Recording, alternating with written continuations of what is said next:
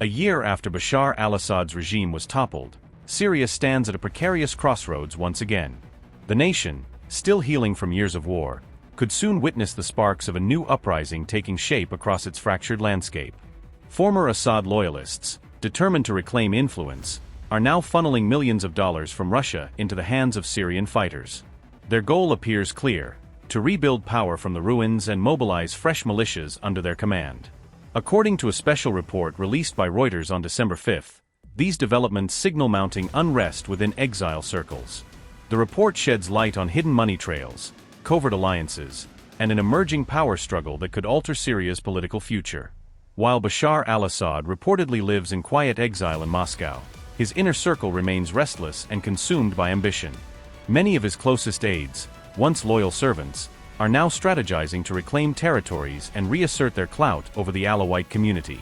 At the heart of this clandestine movement stand two powerful figures, Major General Kamal Hassan and billionaire Rami Makhlouf. They have become the key financiers of Syrian militias, each using his personal influence and wealth to expand networks of loyalty. The two leaders are working tirelessly to sway members of the Alawite sect, urging them to rise against Damascus. Their campaign draws upon deep-rooted sectarian ties, using shared identity as a rallying cry for rebellion. However, tension brews beneath the surface. Reuters reveals that Makhlouf and Hassan have stark disagreements, clashing over leadership, strategy, and control of the uprising's direction. It's worth remembering that the al-Assad family themselves belong to the Alawite sect, a group largely concentrated along Syria's coastal regions.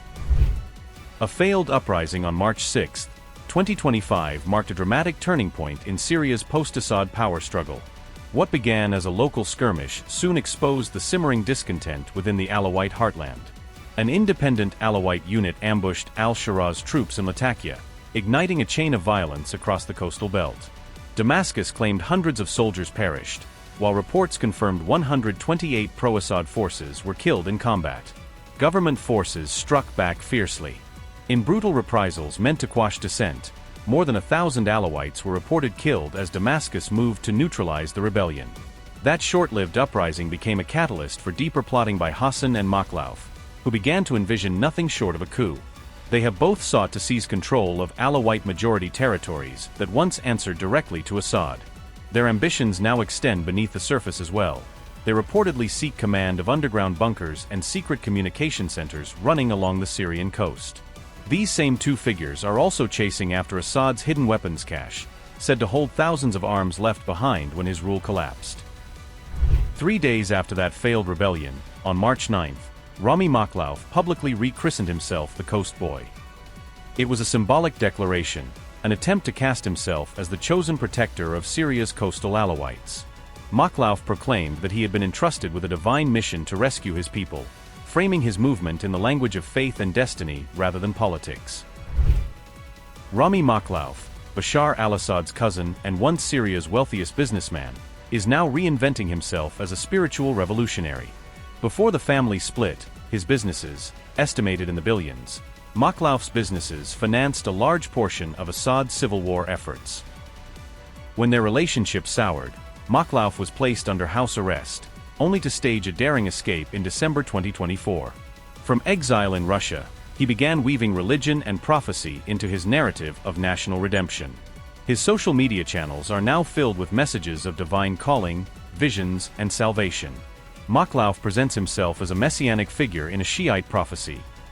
The same prophecy casts al Sharaa as the prophecy's ultimate villain.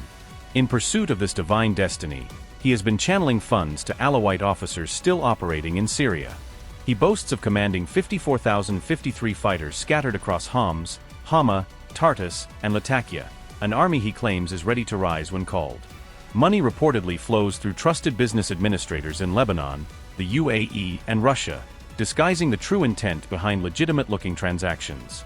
Despite spending over $6 million on salaries, resources are dwindling, and many fighters now receive barely $20 to $30 a month. Field reports suggest Makhlouf's fighters have begun urging him to secure more weapons via black market channels and smuggling networks, signs of a rebellion not yet ready, but dangerously close. Regional commanders, meanwhile, have quietly admitted to accepting funds from both Makhlouf and Major General Hassan. They shrug off questions about divided loyalties, telling Reuters there's no problem having two paymasters. Living in extreme poverty, many Alawite fighters view these payments as survival money, not politics.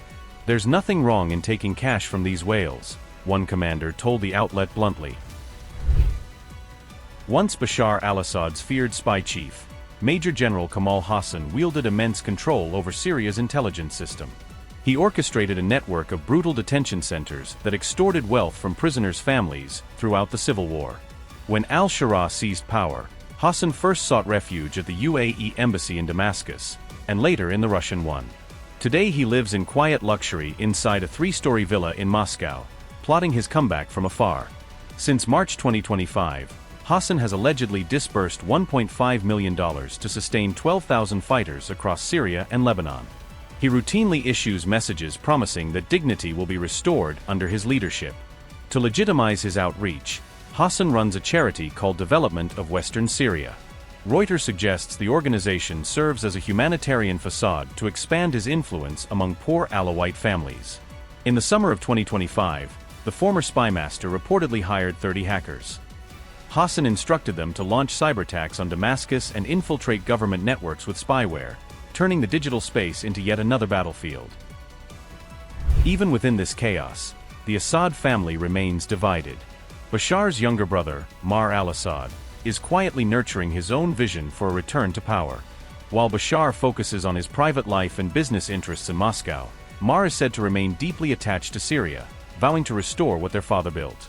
According to Reuters, Maher cannot accept how Hafez al-Assad's children were forced from the homeland their dynasty once ruled. Maher formerly commanded the 4th Armored Division, Syria's most powerful military formation. Many of its 25,000 fighters still see him as their rightful leader, which means he could mobilize an army overnight if he chose to act. Major General Hassan has been courting Maher's backing to strengthen his legitimacy. Yet Makhlouf has dismissed the idea, seeing Maher as an obstacle rather than an ally in his religiously charged campaign. Meanwhile, neither Makhlouf nor Hassan has received official endorsement from Moscow. Russia's primary concern remains maintaining full access to its strategic naval and air bases along the Syrian coast. Still, in March 2025, a Syrian officer with Russian citizenship facilitated informal talks between both camps and Russian officials. Hassan and Makhlouf's Russian deputies held separate meetings with Russian officials, according to Reuters. Attendees quoted by Reuters say Moscow's message was pragmatic: organize yourselves and show us your plans. No follow-up dialogues have occurred since October 2025, after Syrian President Al Shara's meeting with Vladimir Putin reset the diplomatic landscape. Back in Damascus, the government has moved to contain these separatist ambitions by fielding one of al-Assad's own. Former Assad insider Khaled al-Ahmad, himself an Alawite, is leading that effort with quiet effectiveness. Al-Ahmad, a childhood friend of current Syrian President Al Sharaa, reconnected with him in 2021. Subsequently, the childhood comrades began formulating plans to overthrow Assad, which culminated with the dictator's ouster in 2024. Now, al-Ahmad has become one of the most influential Alawite figures in Syria, spearheading economic initiatives intended to stabilize the community. His blueprint rests on a simple conviction: job creation and economic inclusion, not warfare, will ultimately shield Syria's Alawites from the chaos that followed Assad's collapse. Even as the guns fall temporarily silent, Syria remains a nation on edge, its sectarian fractures deep, its loyalties divided, and a shadow of the Assad name still lingering over every move.